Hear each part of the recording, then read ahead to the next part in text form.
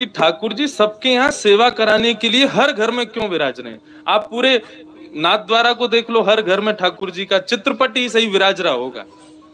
वृंदावन तो प्रसिद्ध है, घर घर तुलसी ठाकुर सेवा, दर्शन गोविंद जी को, अलीरी मोहि लागे वृंदावन नी को। क्यों विराज रहे हैं ठाकुर जी हम सबके घर में। देखो हम लोग जब वैकुंठ जाएंगे तो यही कोई रोक तो रहा नहीं हमको, एक ना एक दिन सबको जाना है वहां पर।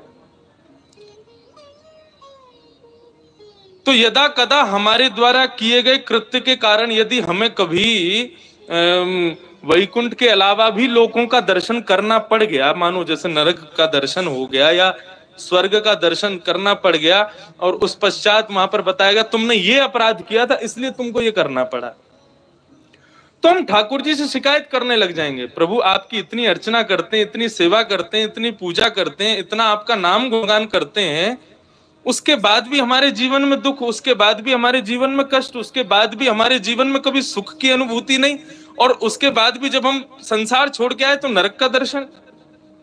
शिकायतें दुनिया भर की हम ठाकुर जी से करने लग जाएंगे। आपने ये नहीं किया, ये नहीं किया, ये नहीं किया, हम ठाकुर जी से शिकायतें करेंगे।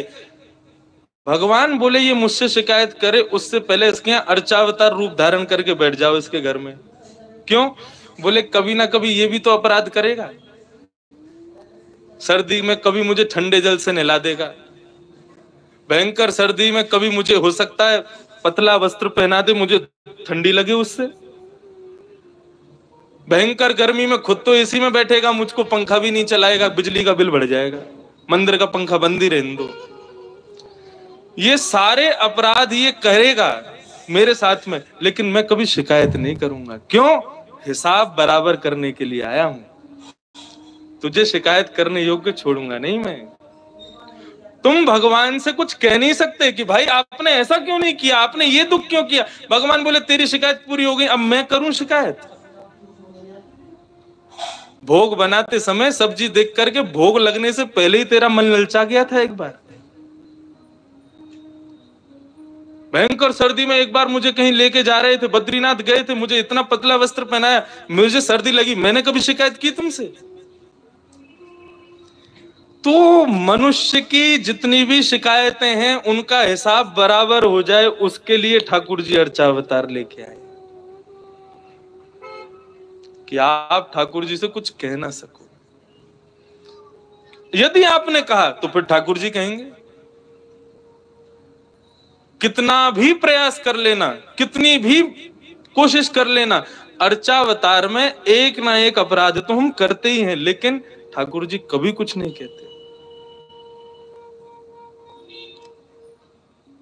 तो वही चैतन्य है। और ठाकुर जी का तीसरा स्वरूप है आनंदम परमानंदम। ठाकुर जी आनंद स्वरूप है। श्रीनाथ जी का स्वरूप परमानंद प्रदान करता है। हमारे बाल कृष्ण प्रभु ने दुनिया भर के रूप धारण किए, कहीं पर बांसुरी बजा रहे हैं, श्री राधा वल्लभ जी में रोज ब्याह कर रहे हैं, बिहारी जी में नित्य मनोरथ कर रहे हैं, श्री गोपीनाथ गोविंद देव जयपुर में विराज रहे हैं, उनके भी अलग अलग रूप। लेकिन श्रीनाथ जी का जो रूप है, स्वरूप है, इसमें सब विराजमान है, सब विद्यमान है, क्योंकि ये वास्तविक आनंद स्वरूप है। एक भुजा ऊपर है और दूसरी भुजा कमर पर है। किस भाव से? सावधानी से सुनिए कथा बिल्कुल। श्रीनाथ,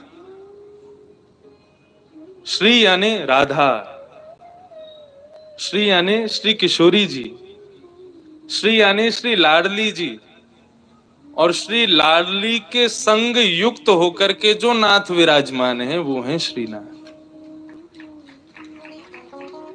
सुन भी तो पहली ताली बजा रहे हो। मैं पूर्णिमा को चंद्रमा वैसे ही आप हो। बोले आप तो ऐसे कार्य, आपको कोई देखो तो चाहे करके आप बगल में